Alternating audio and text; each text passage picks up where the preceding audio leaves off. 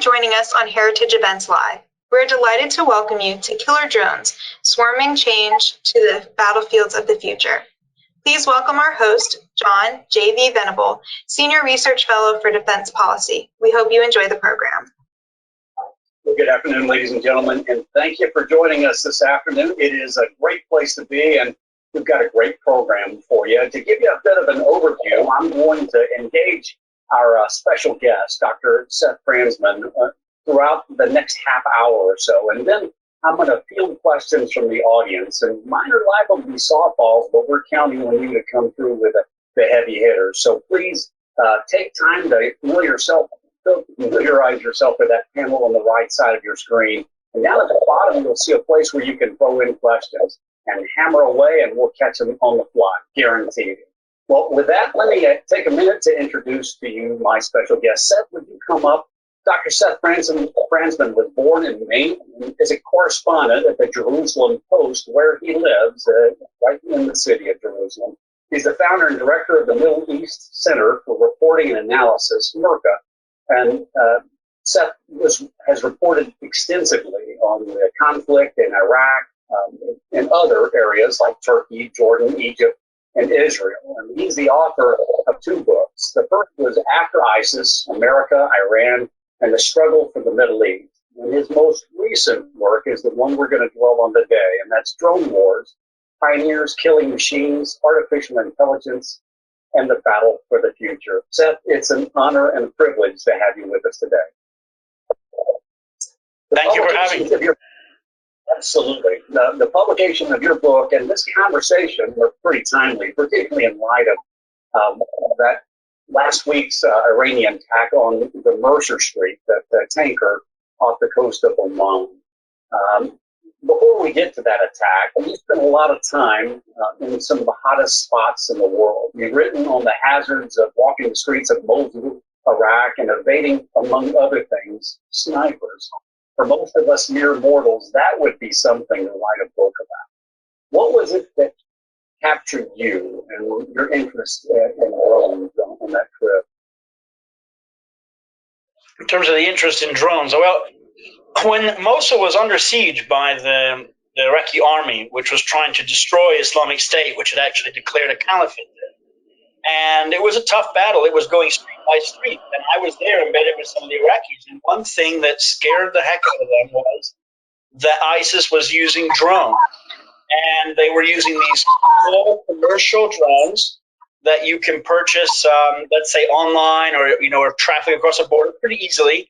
And they were putting grenades or mortars on them and dropping them onto Humvees and things like that. And the Iraqis had no way to defend themselves. You can't shoot these things down. They didn't have any of these fancy guns to jam them. So, it was amazing to feel that we were there with the Iraqi army, with the Americans and a huge coalition at our backs. And and somehow the terrorists had at least an upper hand in this one strange niche. And that definitely is part of the opening of the book, and it inspired me a bit.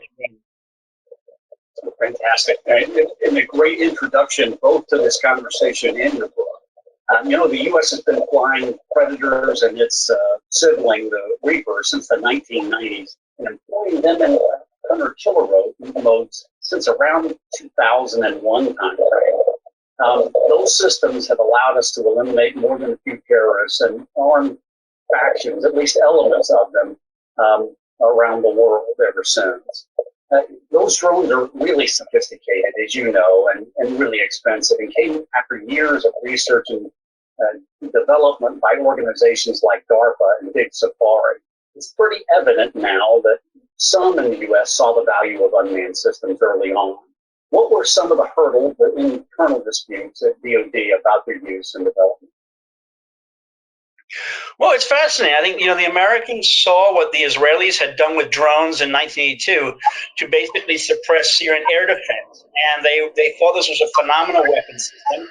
America, of course, had much more resources than Israel to plow into this. But one of the problems I think we come across again and again with U.S. procurement is just because you have lots of money, and even if you have good ideas, procurement can go very slowly. And so what I found, from researching it was they eventually did develop the Predator, which is a great system, has gone on to a long legacy of things like it all over the world. But there were a lot of other projects to build drones that were stealthy, for instance, or fly very, very high and can do surveillance for several days and can evade radar or evade SAMs, or smaller tactical level drones that you might deploy, for instance, with ground forces or U.S. Marine Corps. And almost all of those types of systems mostly didn't make it through in terms of the 1990s, except for maybe the Global Hawks. A lot of them cost hundreds of millions or even billions of dollars in some cases, and nothing came out of it. And we're still searching, I think, for those answers. Oddly enough, there were lots of people in the U.S. military, or the Navy, or the Air Force, the Army, that saw the potential of drones going back to the Gulf War and the Balkans and other times. They were hungry for the drones, but usually the procurement just didn't put in the hands of the warfighters what they wanted. And as I said, I think we're still waiting, some of those people, whether it's the Marines or infantry, to get a hold of the machines and the tablets and all the things that they could actually really exploit on the battlefield. It's a great line, John. I was in the Pentagon when these campaigns were really kicking off, and we had a chief of staff of the Air Force named General Mosley, and much of his staff had kind of stiff-armed the development, slowed it a bit. Kind of interesting perspective to add. You know, as the rest of the world watched us develop these systems and employ them, what did they learn about our time in the Middle East and our employment of these sophisticated weapons? Well, I think it's interesting. The original, when the Israelis first began to use drones to suppress air defense, they were building the drones because they had a need to take the pilots out of the planes to save lives. So they were going up against a sophisticated system. When the United States began to adopt the Predators and then things after it, like Global Hawks and Reapers, what they were doing it was in a world in which the U.S. was a global hegemon. The U.S. had time. The U.S. was fighting a global war on terror.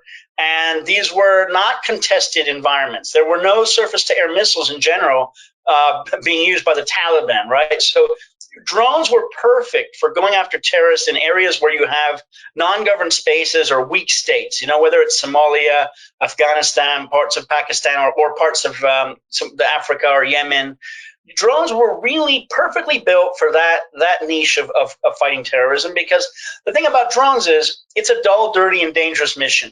You can let the drone or 3 drones sit around and hover for days on end, and someone in Nevada is watching the screen and waiting for that target of opportunity and waiting for no civilians to be next to the target. And that's something, if you're in an F-16 or F-15, apparently obviously you can't do that all the time. So they were really well fit for that niche. But I think most of the world nowadays, whether it's China or Iran or Turkey, that are all developing drones, or Israel, they are trying to develop drones that I think meet the next challenges of the battlefield, which is, you know, peer-to-peer adversaries, or how do you use drones, you know, in a contested environment against air defense, or how do you deploy drone swarms or tactical, loitering munitions or man-packable drones, all sorts of things like that. So I think they're trying to take what the U.S. did to kind of the next level, because in general, that global war on terror, as we see with Afghanistan, is mostly kind of wrapping up, I think, at least from the U.S. standpoint.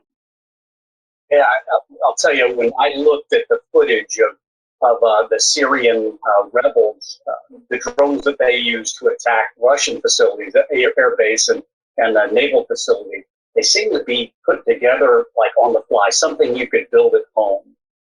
Was that something, this access to these components, was that something that made them that much more employable for rebel factions in those regions? How did that come about?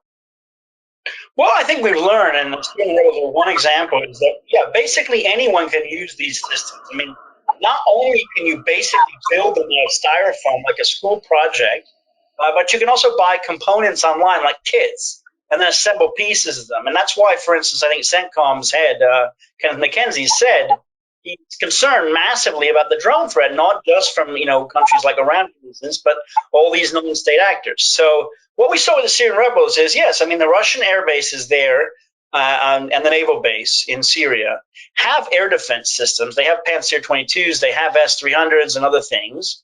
But, you know, when it comes to a bunch of small drones that are, you know, no bigger than me, basically, and you have 30 of them or 20 of them flying in with little warheads, It's not always easier for radar to pick them up because they might be flying low. They might mistake it for birds or something. And it's not always easy to engage them and shoot them down because what are you going to do? You're going to use missiles against a styrofoam drone, or are you going to use machine guns? What are you going to use against it? So I think that we see that now with these incidences in the Gulf and stuff like that, which is that it's not always easy to know what's the best system to defend against it. And these enemies are able to employ them on the cheap, like a kind of instant air force. They don't win wars with them, but they can wreak havoc with them. Absolutely. And the attack that we're talking about, I think the rebels sent a bunch of drones in all at one time.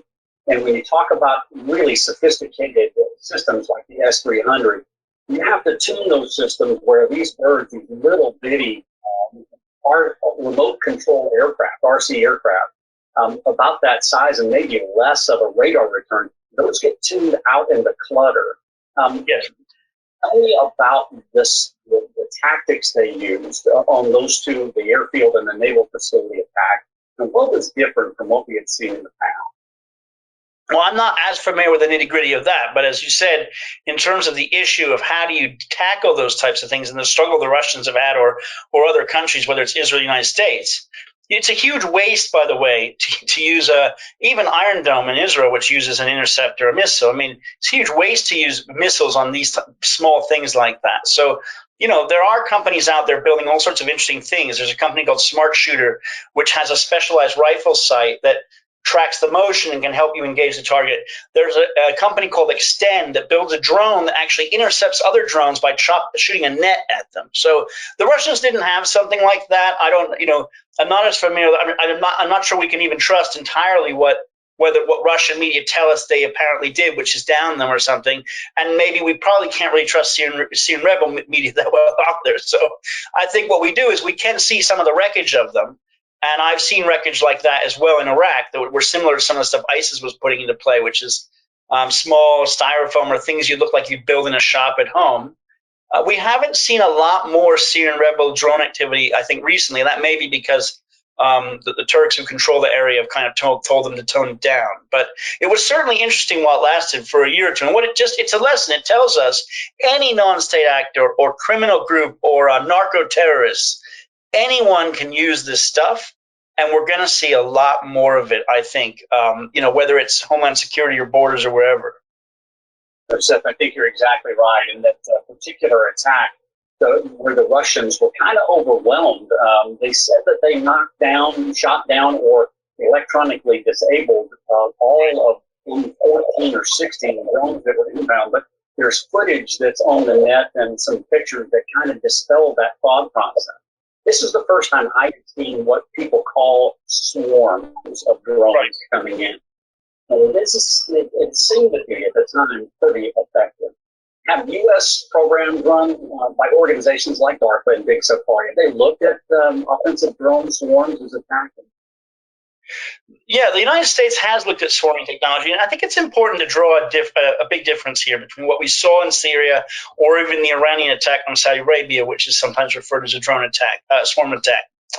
These are large numbers of drones all flying towards targets, maybe even precision because they're guided in some ways with gyroscopes or GPS or something. But in general, I think when we talk about real swarming, which is what the United States, Western militaries, or Israel, or high-tech nations are doing, the concept of the swarm is not just that I can send 20 predators to attack a target. That's fine.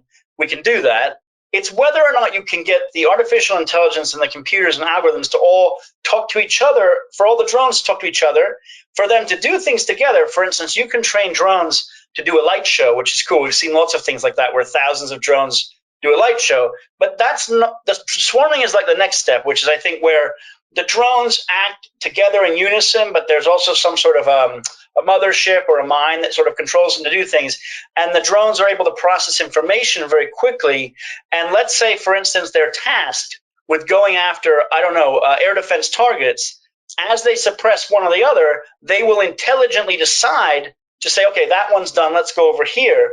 Or in the case of what Israel did with swarming technology, which is to put a bunch of drones over Gaza to look for where rockets were being fired from underground facilities, because it's very hard to have humans in the loop always watching every little square meter.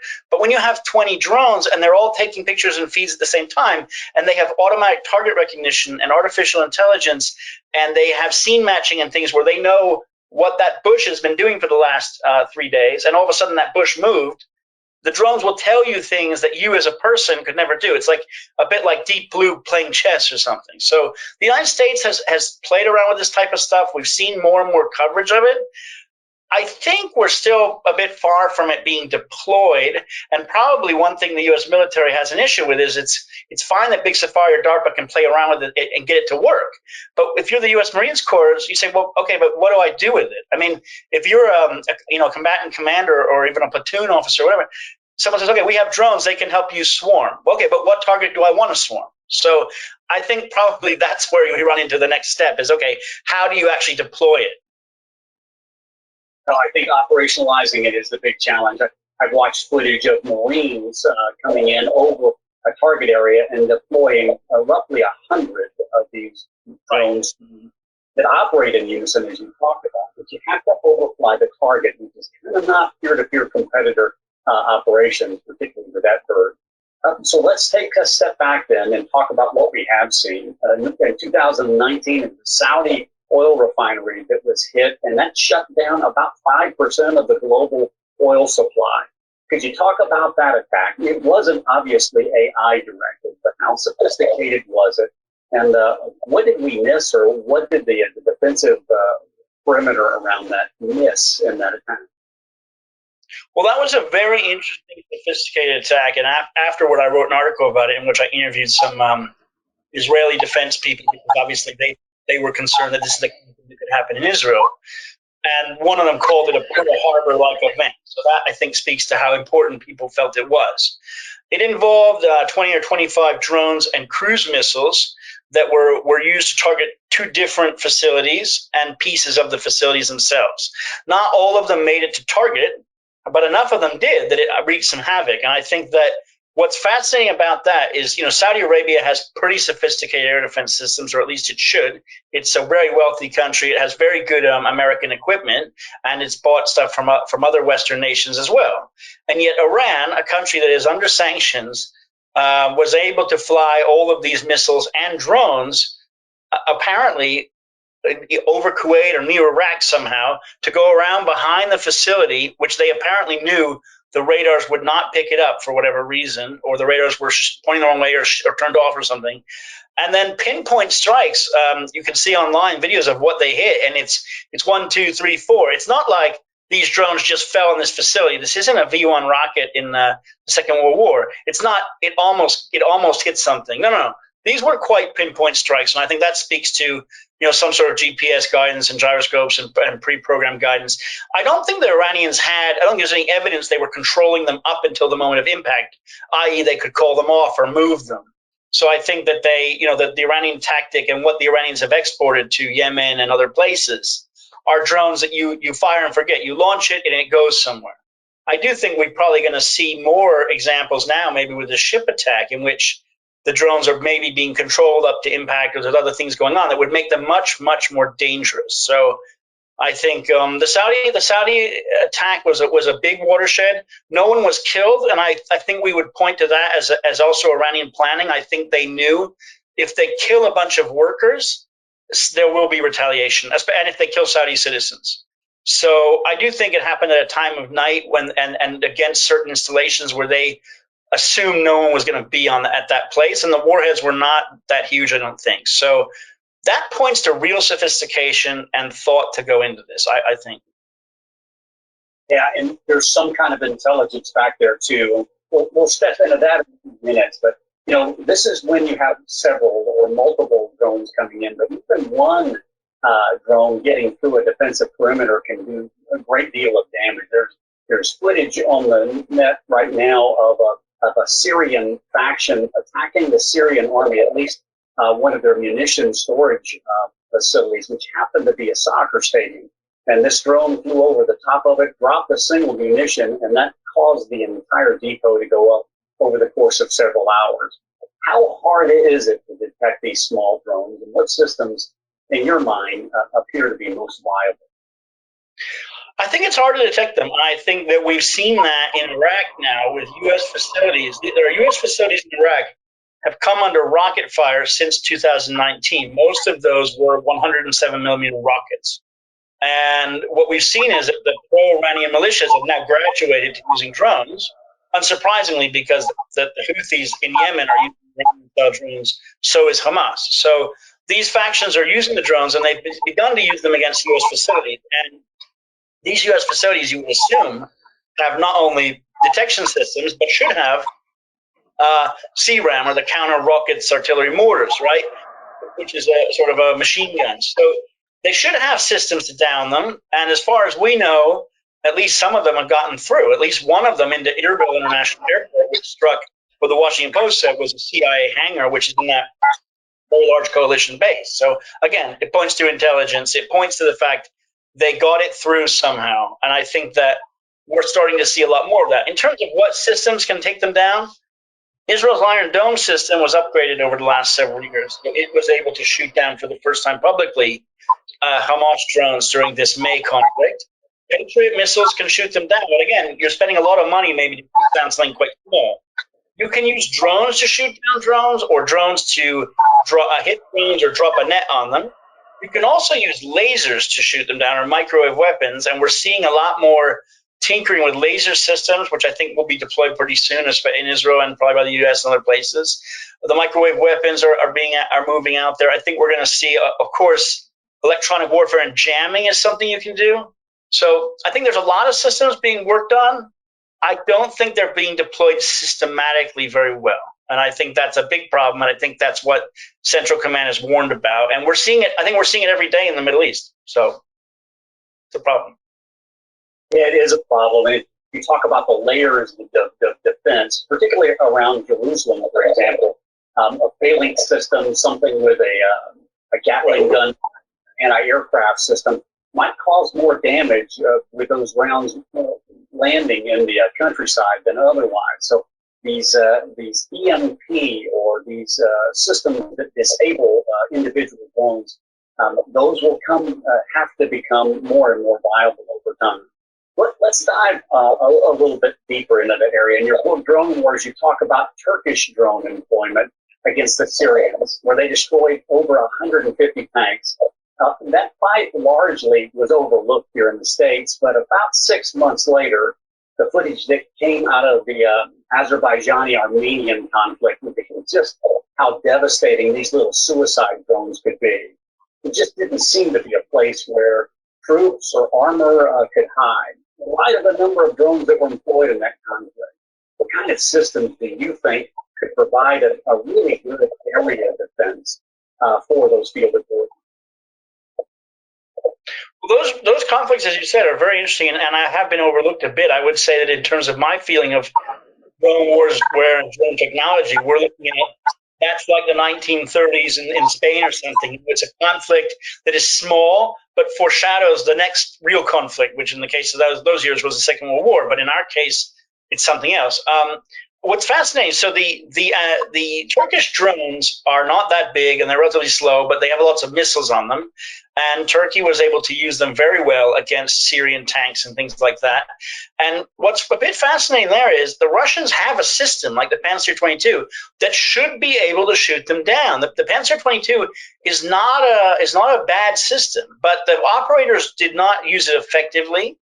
And we saw again then in Libya as well, Turkish drones went after and destroyed Panzer 22s and whose operators were apparently a bit incompetent. I think that the Azerbaijan conflict is even more interesting because it looks like the Azeris spent a lot of money investing in a kind of instant air force. Azerbaijan couldn't acquire F-35s. What they could do was acquire Israeli drones like the Harpy and Harps, which are used specifically only to go after air defense systems and radars and basically blind an enemy, and then go after, what they did with the Turkish drones, other things, go after tanks and artillery systems and stuff. In a way, what what that reminds us of, I think, is the 1991 Gulf War, in which the United States used a very effective air war to totally destroy Saddam's army within about 30 or 40 days. And Azerbaijan did that, on the cheap. It pretty much decimated this Armenian armed forces that were positioned there.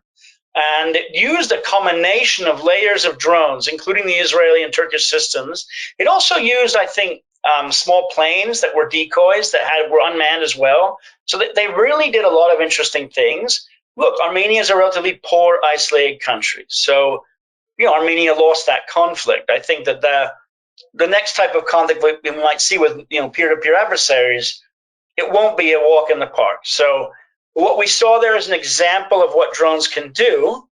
It's obviously a lesson to air defenders. They need better systems, better operators, better radar, and they need to also have better intelligence about what their enemy is going to throw at them. Because I would have thought the Armenians knew what was coming. Because you can read press reports of what Azerbaijan was buying. So, if you're a military, you better be ready. And I think that, like any war, like when France in 1940, they knew what the Germans were going to throw at them. So it's a question of whose doctrine works better, I guess. Yeah, and who's willing to move on the intelligence they glean. So I want to encourage the audience to catch up. You've got several in the hopper, and one is tied to this discussion. Seth, what do you think the strength of high-powered microwave, HPM technologies, are comparative to other counter-UAS systems? Look, I would say I'm not really a tech guy, and I loved writing this book, and I covered a lot of ground in it. I'm not an expert enough in something like that to say whether I think it would work or doesn't work against other things. What I do know is that the systems we have seen, like Iron Dome system, is very, very effective. We know that these laser weapons are interesting. We haven't seen them used. I don't think the CRAM, I don't really think using Gatling guns to shoot down drones is very smart. Or effective necessarily. So I would think that microwaves sound great. If it works, it works. I think we maybe saw it. Did we see it on the USS Boxer use it against a drone? I don't know. We haven't seen a lot of examples of it being used in the field. So I guess it remains to be seen if it will be deployed widely and then, actually meet with the drones, because it's not just a question of can you deploy it. It's a question of, okay, does the operator actually have the good luck of ever getting to use it? So I guess we'll see. Yeah, it's a great question, and it goes into how many are coming at you. If this is the Armenian-Azerbaijani war, there were a gazillion of these guys flying around. Each were controlled by seemingly a different little center. And so trying to take out the center wasn't going to remove the threat. And trying to take out those individual drones, well, it overwhelmed the defenses, at least to a degree. And so the idea of having like a rifleman shooting down one drone is an idea, but when you're talking about this many drones being airborne and coming after you at one time, then having a microwave system, something that can take on multiple threats at one time, would be a great thing. The United States has done a great deal of work with lasers, and these lasers are getting higher and higher power, but still, the dwell time it takes to shoot them makes you want for something like, I don't know, the Matrix and an EMP button that you get, and things just fall out of the sky. It'll be interesting to see where that goes. Yes. Yeah. I'll tell you, the recent Iranian attack that we opened with took place off the coast of Oman, the island of Masira, and that place, that island, is a little bit dislocated from any of the other Iranian factions or the Iranian coastline itself. It's 300 miles southwest of Iran, 400 nautical miles from Qasem, their island where they've launched a lot of drones, and then 400 nautical miles east of the Yemeni border where you have a lot of Iranian factions operating. Could you talk about what you know about that attack and how the Iranians might have carried it out? Well, what we know, I guess, is that we know it was several drones. Apparently, we know that from the pictures that the drone impacts we see were on the bridge. They were certainly designed to probably kill crew members, because they could have just targeted freight or other things on the ship. And it looks like they came from above. We've seen videos, of course, of Iranian drones that do things like that. So that's a type of loitering munition that was used. Iran has rolled out large numbers of slightly different types, but similar concept in terms of that, which is, pre-programmable drones that are able to fly into something. I think the big question mark then is, well, wait, this is a ship, and ships move around. So it's how do you someone probably had to be there in the loop guiding it in, you'd think, because how otherwise does the drone, the ship shifts a tiny bit and the drone overflies it and goes in the sea, and then it's just an embarrassment. So then someone picks it up with a net and says, oh, you see, Iran built this. So that would be really not great for them. It looks like a very sophisticated, complex attack. We've seen the UK, US, Israel all point fingers at Iran quite quickly, which tends to mean that there's some intelligence behind that. It's a determination that would have been made with some clarity. So I think Blinken mentioned, one-way Iranian, drones in his statement. So it was not just something random like, well, this is an Iranian attack. They mentioned the type of system used. I think, the question will be whether or not it's a new system we never saw before, or new types of capabilities and technology and communications, as you noted. Where did it fly from? Did it come from an island, or did it fly from a ship? And if it flew from a ship, so where is that ship? Who guided it? How does that work? Iran has put drones on ships before. That's not necessarily new, but I think determining what they did there apparently will probably eventually be explained, and I think then we'll see what type of dangerous new technology they're employing in that area, or perhaps in other areas that they have access to, like Mediterranean or Caribbean or wherever. They're all good points. The United States, and I think Israel has lost several drones that the Iranians have gotten a hold of. Some of them are very classified, and at least from appearances appear to have stealth features from the United States law. How much of that technology do you think they've been able to carry forward? So if you think about our MQ-1s and our MQ-9s, the Reaper particularly, it has a sophisticated satellite system. We communicate with it. There's an inherent delay with that. And it has optics on board that allows us to fire precision-guided munitions at those targets. Do you think that Iran has stepped up their game at that level to make this attack kind of materialize? I assume they're still behind because they could still be 20 years behind and still have pretty dangerous technology. I think in the end of the day, that's right. They've captured a Sentinel. They found Reapers. They probably found even some Israeli drones. Or trafficked parts of them from somewhere. And they've tried to reverse engineer things that look like them, at least on the outside. But as you noted, but what's on the inside? How good are the optics? How good is the communications? What's radar and other things? And I think that's the big question mark. What we've seen in the videos is they tried to put missiles on them. They claim that they can fire missiles from them. Again, but that's a 20-year-old technology, or 21 or 22 years old, right? The Americans have had Hellfires and things on Predators for quite a while. So, okay, so they've reached 2000 or 2001. I don't know about others. The question of the communications and the video and real-time streaming video coming back, are they really able to process that and sit in Tehran and watch their drones fly around? I know that they use drones to monitor their ballistic missile attacks, apparently, in Syria against ISIS. So that's interesting. They use drones to monitor attacks on Kurdish dissident groups in northern Iraq and Koya. So they've used them to do all sorts of interesting surveillance and bring back close to real-time information, maybe to proxy groups that are nearby. I think that's the big question mark: is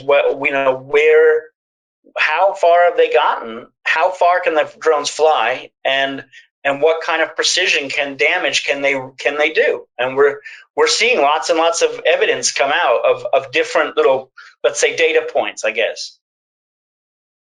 No, you're exactly right. A couple of frustrations and questions that are pointed out by our audience. A gentleman named Kent Lopum, I happen to know from a galaxy far, far away, said we need the high-power microwave systems in large numbers. Where are they? And why is it taking the U.S. so long to develop such systems? Do you think this goes back into the priority mix that we talked about earlier, that the people who want the big systems for employing let's say the F-35 or satellite technology, you think they're carrying the day and we're not paying enough attention to these systems? I mean, it does seem like the procurement is pretty slow, and the priority is not put on deploying them widely at U.S. bases, with U.S. forces abroad, with allies and partners. I mean, or at strategic infrastructure and things like that. So I assume that, I guess, everything in life tends to be like necessity, right? I mean, if you're not having casualties in the field from something, so you're not going to build something to stop it. I mean, if ATGMs are not destroying your tanks or IEDs or whatever, I mean, you're not going to necessarily have something to deal with it. I mean, the United States military lost a lot of soldiers to IEDs, right, in Iraq after 2003. So there's always a learning curve with these types of things. I assume with the drones, people may want these systems, but again, you've got to train people to work them. You have to deploy them. You have to have units that operate them or what have you. So I guess there's a lot of different, hiccups along the way. And unlike defending Israel with Iron Dome or something, where Israel has, multi-layered air defense and it's integrated, Israel's a tiny country comparatively. How do you really defend Saudi Arabia? How do you defend American forces deployed all across the Pacific? And where do you decide to actually deploy the systems? Because maybe you don't need them everywhere. So there's just too many. I guess there's just too many. I see it. There's a lot of question marks along the way to even get where you want to get, regardless of procurement and budgets and whether or not the F-35 sucked everything up and people that are interested in air defense are seen as like nerds that don't matter or something. It's going to be a challenge for the foreseeable future, or until that event that you mentioned takes place. Your cavalry gets mowed down by a machine gun. Maybe it's time to actually invest in tanks, and this may go down that same path where failure is the biggest incentive to start really getting serious about it. So perhaps the biggest elephant in the room, and something that you touch on significantly in the book, is artificial intelligence. How will AI shape the employment and effectiveness of these systems in the future? Is it game over for those who can't keep up with that technology? Or once AI really starts coming into play, will tactics be an effective counter to big peer competitors who employ AI with them? I think, everyone uses AI these days and talking about modernizing militaries and things like that. And we hear about AI being stuck on everything, from rifles to tanks or wherever. I mean, it's there. I think there's it's a bit of a buzzword. The question, I guess, is with AI is, okay, what can it definitely do for you? In terms of drones and things like that, it looks like the type of, software and things like that that are helping you with algorithms to sift through all the information that comes in and not have to have human operators looking at screens all day, saying, well, wait, did that move? I mean, well, that makes sense, right? I mean, it's preferable to have the machine not only have a whole data set of what did this area look like for the last year, but the artificial intelligence can do all sorts of interesting things. It can look at all the patterns of traffic or movement and things and tell you, oh, wait, this vehicle is doing something different than it's supposed to be doing. This vehicle, we think, has an RPG in the back, not a broomstick, right? So it can segregate information. It can do automatic target recognition. It can do all sorts of things for you to take the workload off the person. And the idea is to close the gap or the speed in which you have the sensor to shooters. So, for instance, that, okay, the AI has processed all this information. It thinks that this is an interesting target you should look at. Let's zoom in on that. And then the human in the loop will make the final decision about what munition to use or what force to employ or what effector or whatever fancy term is used for that. So I think that's where we're going to see AI do a lot more work for people, which is helping to identify threats and sources of fire and things like that. I think the question we hear about a lot in media is like this idea that, but the computers will decide to start killing people or whatever. I mean, that's a bit nonsensical, because I don't know any military commander out there that would tell his platoon, you know what, I'll just trust the computers to decide everything. I mean, why would any general want machines to do all of it when the nature of things is that someone wants to decide, not just take their hands off? So I guess we'll see. With peer adversaries, yes, AI is a big problem. I think that, China and countries like that using sophisticated programs to throw a lot of drones at an aircraft carrier or throw them at strategic infrastructure or missiles and things, yes, it's a big issue, is making sure that our cyber and tech keeps up with whatever is apparently being thought about on the other side. Seth, I loved your description there, and your thought about what the commander would want to take is basically his finger off the switch and give that control over to a machine. It's interesting, and particularly in light of the Chief of Staff of the Air Force, the last one, his name is Dave Goldfein. He mentioned, and he actually is advocating for, get the human out of the loop and allow the machinery to accelerate that process and that killing process, if you will. So this leads into a question and kind of an assertion by one of our audience members, John Boomhead, who basically said, should the United States not be leading something like a convention of the Geneva Accords to start limiting AI's involvement in these situations? Is that something you think has potential, or do you think the world at hand right now would basically ignore such an initiative?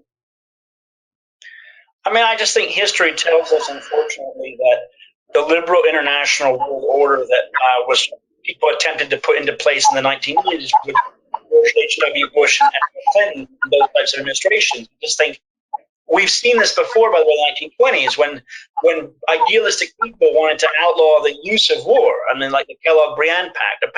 It just apparently didn't work, because what you have is authoritarian regimes out there that don't care. So the U.S., of course, the U.S. and Europe and friends and partners, it's good to talk about, killer robots and how we want to allow, what we want to do with these things, and can we deny certain technology to adversaries? That's of course a good discussion to have.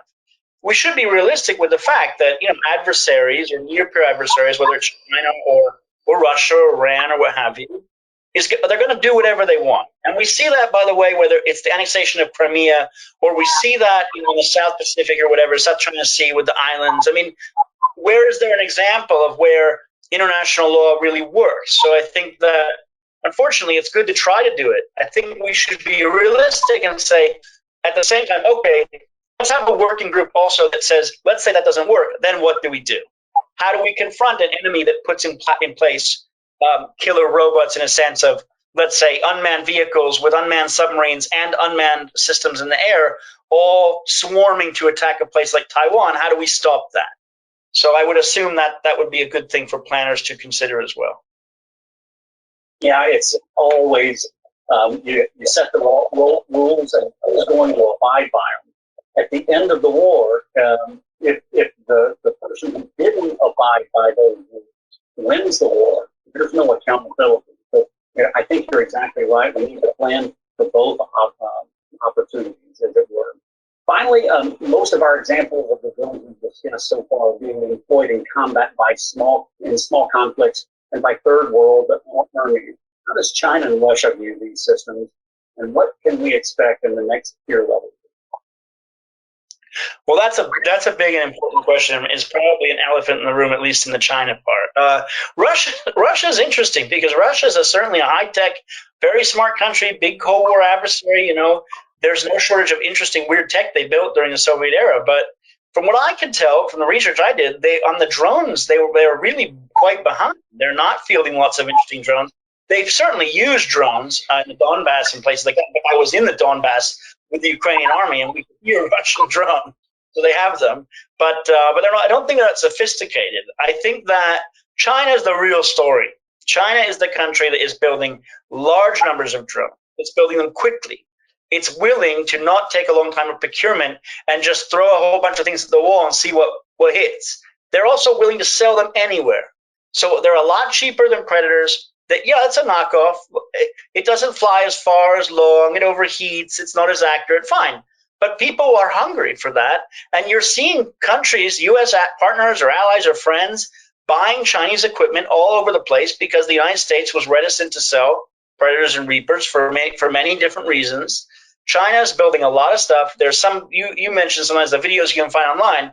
There's pictures online where China has purposely lined up 30 different drones of all categories for satellites to see, and basically been like, look what we have. So And then the question is, okay, well, what are we not seeing that they also probably have? So there's a lot of stuff out there. And I think given how much China is investing in its Navy and how quickly they're building carriers and things, people should be very concerned about China putting in place, a kind of drone army of, thousands of these types of things. They have the budgets, they have the flexibility and rapidity, and they're willing to try new systems and not be burdened by the past, which I think, reminds us of other wars when a country decided to try a totally new system and it did really shock its enemies, at least. And I mentioned, of course, things like 1940 or whatever. I mean, we can look to the past as instructive of, wait, when a system just totally changed, or a doctrine. And I think we should, people should be seriously looking at what are the Chinese doing in their field exercises.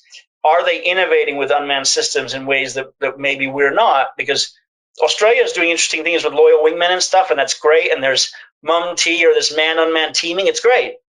Western military should try all of that, but it's not usually being done in a big way with thousands of systems. It's like 5 systems. And that's where I think we have to wonder about whether we invested in vanity projects and exotic projects and not mass. Oh, fantastic finish. I want to thank you, Seth, for taking time with us. Ladies and gentlemen, I highly commend his book, Drone Wars. It's over my shoulder here to you all. And I would like you to consider 2 things. One is we're going to send you a survey here shortly. We'd love for you to take some time to fill it out. And 2, if you have any lingering questions, you can send them to us directly, and we'll do our best to answer them. Seth, my pleasure to host you. Thank you for being with us tonight. And ladies and gentlemen, thank you for your time, and we look forward to the next opportunity to chat with you down the line. Good afternoon, everybody.